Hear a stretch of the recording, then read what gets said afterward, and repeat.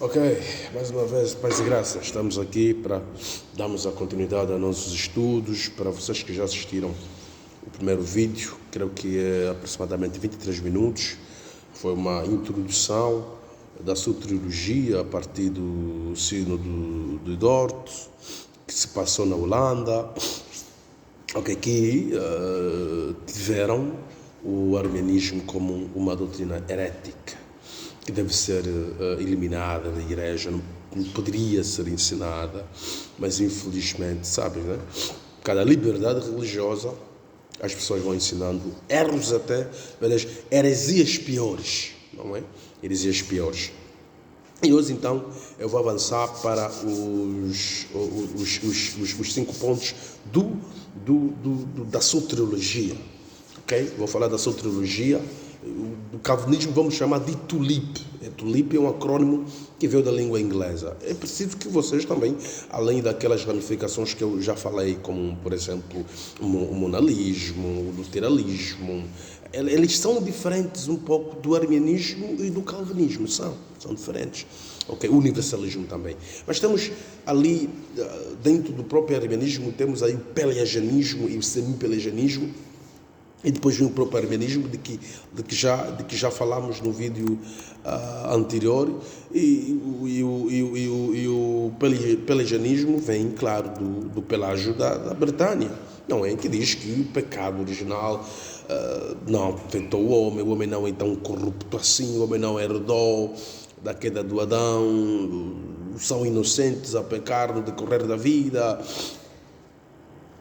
Este ensino do Pelágio era para defender completamente o livre-arbítrio. Ele queria defender completamente o livre-arbítrio. Então, por essa razão, para você defender o livre-arbítrio, que eu até fico muito feliz pelo Pelágio, para tu defender o livre-arbítrio, claro que tu tens que negar o pecado original, o federalismo adâmico. Quando se fala sobre federalismo adâmico na teologia, nós estamos a falar que o Adão representou toda a humanidade. E ali depois, dentro dessa visão do Pelágio, para querer defender o livre-arbítrio, vem a grande questão de que a questão da liberdade. Para sermos livres é preciso que de facto nós sejamos, para sermos responsáveis, aliás, é necessário que nós sejamos completamente livres, ou que nós sejamos livres, não é? E o Pelágio, creio eu, que ele analisou e deu conta que se eu assumir que eu herdo do pecado, eu estarei a negar o conceito de liberdade que a maioria das pessoas tem, e eu vou ter que assumir que o ser humano é um escravo do pecado, e não pode ser assim. Olha, é melhor que esta brincadeira de pecado original não exista, que o homem herdou pecado também não exista, e tudo fica bem. Então, eu creio que ele queria resolver esse problema, mas em linhas pequenas é isto que o Pelágio queria ensinar, que não existe pecado original, que você tem livre-arbítrio, e que o ser humano é completamente livre. Mas claro que essa teologia contradiz totalmente a Sagrada Escritura, porque as Escrituras afirmam que todos os homens são afetados pelo pecado original de Adão. Em Romanos 5,12 podes ver, Romanos 3,10, até também em Salmos 51,5, em Romanos 6,23, dos pecados da glória de Deus estão. O Paulo vai fazer aquela dicotomia em Romanos, de que aquilo que eu quero não consigo fazer, mostrando que é escravo também do pecado, mesmo após a própria salvação, ele luta contra isto. Claro que há uma diferença entre o pecador e o Paulo salvo, ambos lutam contra o pecado, mas têm conceitos e interpretações diferentes diante do pecado. Isto aqui é completamente óbvio. E depois do pelagianismo, as pessoas deram conta que não, isto aqui está exagerado, está muito fora das Sagradas Escrituras. Então veio agora já o semi-pelagianismo. O que é semi-pelagianismo, então? Ensina que a comunidade é, claro, contaminada pelo pecado. Aí, pelo menos, já difere do Pelágio.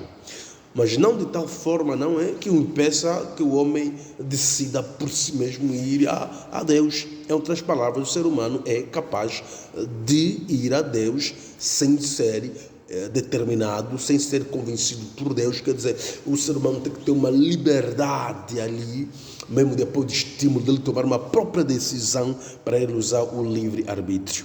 Claro que isto aqui não é muito diferente do armenianismo, e se eu explicar muito o armenianismo estaria a ser repetitivo. Vocês sabem que o armenianismo, os remonstrantes, vai partir aí da Holanda, através de Jacob Armínio, e eles escreverão os documentos divergindo dos 5 pontos do calvinismo que já existia naquela época. E essa é a razão da igreja então decidir chamar alguns teólogos de Países Baixos, da Escócia, da Inglaterra e da Alemanha, para eles todos sentarem ali. E essa sessão teve mais de 140 alguma coisa sessões, e levou provavelmente meses, quase um ano, ok?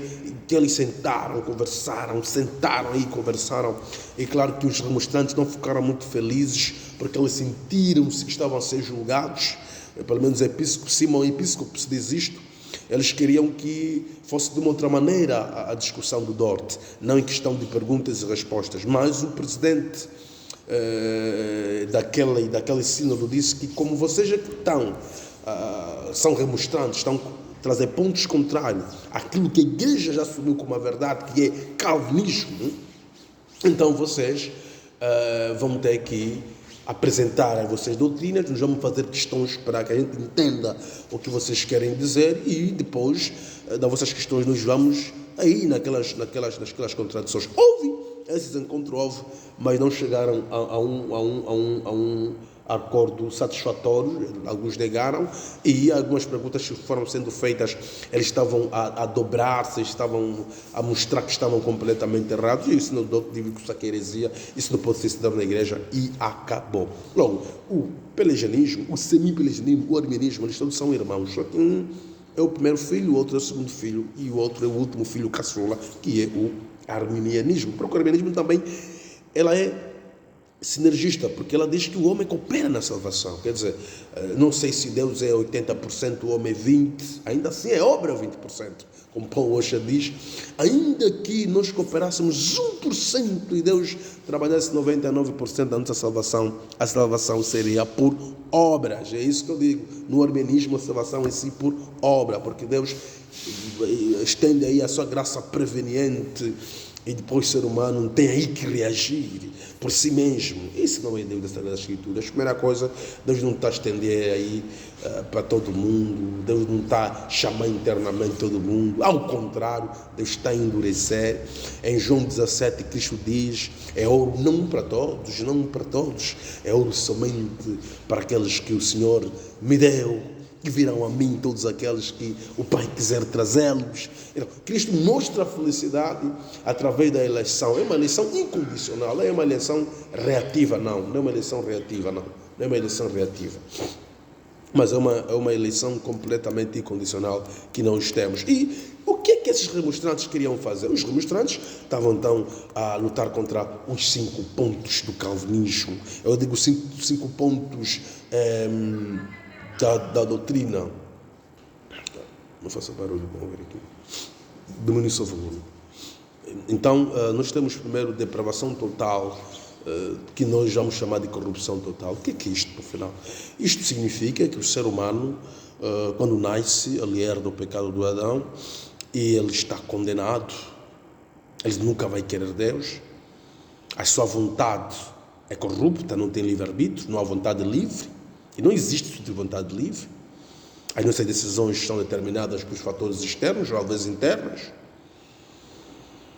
O ser humano, uma criança, entre assistir um drama como Titanic e a Marcha Urso, a criança, claro que vai escolher a Marcha Urso, mas claro que ali há uma escolha, e que a criança escolhe, sim, escolhe, isso não é problema. O calvinismo diz que existe escolha, que o ser humano ele é livre para escolher. A criança é livre para escolher em Titanic e a marcha, mas só que a criança, ela vai escolher a marcha por natureza. Por quê? Porque ela não entende ainda drama. Ela tem prazer no que é na marcha. A sua inclinação naturalista leva-lhe para esse lado. É um índole humano. Então, o índole humano, ele é completamente corrupto. Ele é corrupto. Então isto que a Bíblia vai mostrar em Efésios, em Salmos, Noé vai dizer que o ser humano é mau desde pequeno, o ser humano só pensa mal. Paulo vai mostrar que aquilo que ele quer fazer não consegue fazer. Isso tudo mostra que nós somos depravados total, que o pecado de Adão nos afetou de tal maneira que nós não chegamos a Deus. Ok? Não podemos fazer bem? Claro que podemos fazer bem. Até o bem que nós fazemos são chamados de trapos de imundícia. Esta incapacidade é simplesmente na soteriologia e em muitas questões axiológicas de virtudes. Então é ali que consiste a depravação total. Você não é livre, você quando era pecador, antes de te salvar, as tuas decisões iam na escolha de vários pecados. Você só escolhia qual pecado iria fazer. Quando não fizesse pecado, existiam outras condições que te levaram a não cometer aquele pecado. Ou conselho da mamãe, ou alguma coisa mais. Você sente vontade, é arrastada por esta vontade. Isto é que nós chamamos de depravação total. Que o homem natural, sem conhecimento de Deus, jamais chegará a Jesus Cristo. Porque é impossível que o homem natural discerna as coisas espirituais. Significa que para nós discernirmos as coisas espirituais, primeiro precisamos de uma regeneração. Deus regenera a nossa mente, muda a nossa mente, nos dá uma mente espiritual, que é o processo de que eu já falei de Jeremias. Tira o coração de pedra, coloca o coração de carne, e ali o ser humano segue a Deus. Significa que a mente natural é a mente depravada. E você consegue ver isso na criança. As crianças estão más desde pequeno. O ser humano é mau por natureza. Isto não é simplesmente na teologia. Filósofos como Thomas Hobbes, Leibniz, Spinoza concordariam conosco dizendo que o ser humano é o lobo de si mesmo, que o ser humano é uma criatura muito perversa e de que o mal não existe fora do próprio ser humano. O próprio ser humano, a máquina da maldade. Os filósofos, os seculares, muitos deles dizem a mesma coisa. Então é isto que a Bíblia fala. A Bíblia fala que você é pecador. A Bíblia fala que a tua inclinação é para o pecado. A Bíblia fala que você é inimigo de Deus, que você odeia a Deus, todo pecador. E que o pecador não tem prazer nas coisas de Deus, porque ele tem prazer naquilo que o pecado lhe inclina. E que suas decisões são influenciadas pelos seus gostos, por pressão externa ou questão da índole do próprio ser humano, aquilo que lhe é peculiar. Ok? Então, isto aqui que eu estou a falar está na Bíblia. E nós chamamos de depravação total dentro do próprio calvinismo. E depois disso tudo ali, no livro vocês poderão encontrar mais textos, porque vocês estão a encontrar ali, estão a acompanhar com o material, há vários textos ali, ok? Podem ler o material. E depois vem a eleição incondicional, de que Deus elege alguns antes da fundação do mundo. Não vou me delongar muito, é simples. Está lá em Romanos que Deus escolheu eles antes de fazerem qualquer coisa. Paulo ilustra isso. Lá tem Faraó, não está a falar de população, não está a falar de Edomitas, não, de Edom, não, está a falar mesmo dos gêmeos, né, quanto à eleição. E Paulo ilustra isso para dizer aos romanos que Deus é quem salva, porque isto está ligado com Romanos 8, ok? Então a eleição é sempre antes dos gêmeos terem feito alguma coisa. Deus não reage à ação do ser humano. Deus não retribui o homem segundo as suas obras quanto à salvação, não. Quanto à salvação é Deus quem decide. Deus não vê alguma coisa no futuro. Deus causa aquilo que Ele vê no futuro. Então a eleição ela é incondicional, porque na verdade quando se diz a eleição é condicional, significa que existe um elemento no próprio ser humano que vai condicionar a escolha de Deus. E esse elemento que está no próprio ser humano, que vai condicionar as coisas de Deus, tem que ser uma obra. É ela que é o pendor, que é o vínculo principal para que a salvação aconteça. Porque ela é condicionada. Por quê? É condicionada pelo quê? Que não seja alguma coisa do próprio ser humano. Claro, é o livre-arbítrio. E o que é isso? É a vontade do próprio ser humano. O que é isso? É o próprio ser humano que condiciona, claro, a eleição de Deus. Significa que a eleição de Deus ela é reativa, ele reage à obra de Deus. Não é isso que a Bíblia fala. A Bíblia fala que a eleição de Deus é antes de nós termos nascido, é antes de nós termos feito nada, para que o ser humano saiba que não depende de quem corre ou da vontade do próprio ser humano. Logo, quando se diz que Deus estimula com graça preveniente, depois deixa o ser humano a pensar, o ser humano agora vai pensar se vai ter que seguir a Deus ou não. Isto é que? Isto é vontade? É vontade. Quer dizer, com o católico não há muita diferença. A grande diferença é simples. A grande diferença é que com o católico a obra é vista, mas para o arminiano a obra é simplesmente mental. Mas não sai, é a mesma coisa.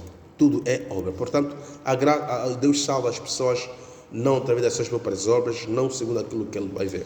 Depois temos a expiação limitada, particular, de que Cristo morreu somente para aquelas pessoas que foram salvas. Deus pagou, Cristo ao morrer, ele paga a dívida nossa dos pecados. Então Cristo ao morrer, ele paga as dívidas. E ao pagar a dívida mesmo é paga, ok? Então a Bíblia vai falando que Cristo morreu por muitos. Quando a Bíblia vai dizer que Cristo morreu por todos, devemos ler bem, porque esse todos não é todos individualmente, todos os seres humanos, não. Vai falar de todos de raça, de estatuto social e etc. Então o sangue de Cristo foi derramado somente para aqueles que Deus escolheu, que seus pecados seriam pagos. Por isso nós falamos, Cristo pagou nossos pecados. Não há mais nenhuma condenação para aqueles que estão em Cristo Jesus. Para aqueles por quem Cristo morreu, não há mais nenhuma condenação.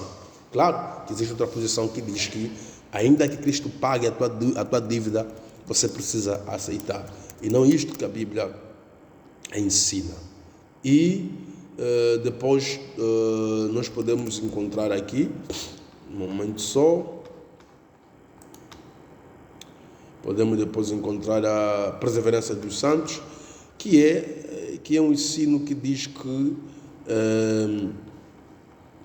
na verdade é Deus quem faz com que a gente persevere nele.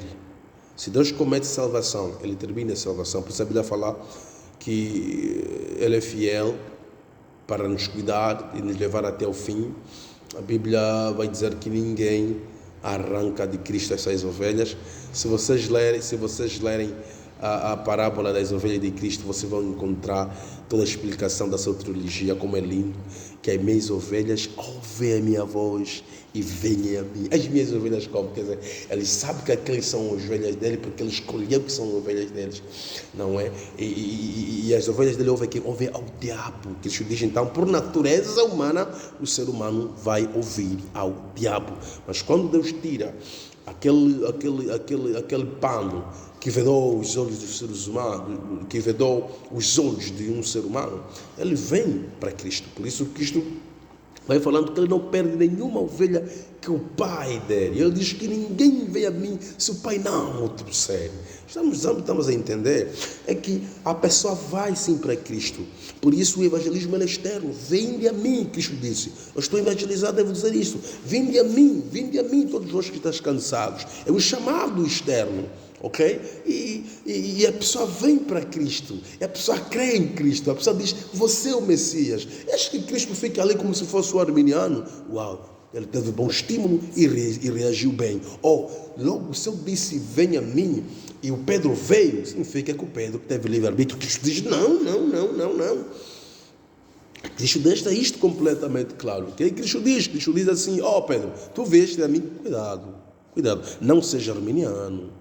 Deves entender que isto te foi dado do alto. Isto não veio da tua mente. Isto não é resultado de uma análise minucioso e cauteloso teu, não. Isto aqui é revelação de Deus na tua mente. Deus abriu os teus olhos como fez com Isaías 6. Ok? Então é exatamente o processo da salvação. E quando a gente enxerga a beleza de Deus, a gente permanece em Deus. Alguém que foi salvo, Deus mudou a sua própria natureza. Era lobo, era leão, ficou carneiro. Ele pode tentar comer carne, não vai estar satisfeito. Existem outras questões que vocês vão fazer. Então significa que a gente vamos pecar porque somos eleitos. Paulo responde isso. E eu vou mostrar que essas perguntas que vocês levantam, por acaso Paulo já está a resolver em Romanos. Muitas perguntas que poderão vir depois deste vídeo, Paulo já respondeu e eu vou respondê-los com um texto. Claro que eu estou a tentar ser o mais breve possível, porque você já tem aí o material, aquilo que eu não falei, vocês podem ler o material e podem fazer qualquer questão sobre o nosso tópico, que é soteriologia. Então, este aqui é mais uma aula e estarei à espera das vossas questões. Não é? Acho que não toquei também na graça irresistível, mas falei já no primeiro vídeo um pouco. Não é que a graça que Deus dá para o ser humano, quer dizer, quando aquele chamado interno de Deus não pode ser resistível, não pode, não vais. Quando Deus vem para te convencer, Ele te convence do pecado. Você não pode resistir ao querer de Deus. Deus quer te salvar, tu vais dizer não, não existe isso. Não existe por quê? Existe como? Não é? Parece uma contradição. Quando o evangelista chama uma pessoa, esse não é um chamado de graça irresistível, tá? Isso é um chamado externo, é todo mundo. Aliás, serve também para condenação o evangelismo, okay? Porque Cristo fala: se vocês não me tivessem ouvido, seriam inocentes, mas como me ouviram, logo são os culpados. Cristo falou isso. A graça irresistível é aquele processo que eu estou a ser repetitivo, que a Bíblia fala de Jeremias, que Deus tira o coração de pedra e coloca o coração de carne para depois para que depois haja obediência da parte do próprio ser humano. A Bíblia diz que o Espírito Santo veio para convencer, não veio tentar convencer. E quando nós estudamos a criação, a potência de Deus, a teleologia, você vai entender que na criação Deus deve já conhecer como é que o João seria convencido, como eu vou convencer a Alberta, como eu vou convencer a Jéssica, como eu vou convencer a Ivone. Então Deus sabe, prepara métodos, meios, eventos, palavras, estado emocional, para aí onde Ele vai te colocar, quem vai te pregar, quem vai estar ao teu lado. Deus prepara tudo isso, porque isso não são escolhas que os seres humanos fazem. Antes, porém, nós simplesmente encontramos, porque nós não escolhemos nossos pais, nem sequer os países. Estamos aqui com esta realidade. Isso tudo aqui contribui para a salvação daquele que Deus amou antes da fundação do mundo. Então Deus, quando vem para salvar, não há quem resista, conforme a Bíblia fala: agindo Deus, quem impedirá? Ok? Então é mais ou menos isto. Estarei à espera das vossas questões sobre o primeiro nível, o primeiro tema, que é introdução à soteriologia, os tipos de soteriologia e até a perseverança dos santos. Estamos quites. Vamos agora fazer questões lá no grupo do WhatsApp, estarei a responder-vos, para que depois a gente vá para outro tema, que serão as doutrinas da graça, os 5 solas. Façam as questões, estamos juntos e fiquem ligados. Deus abençoe a todos vocês.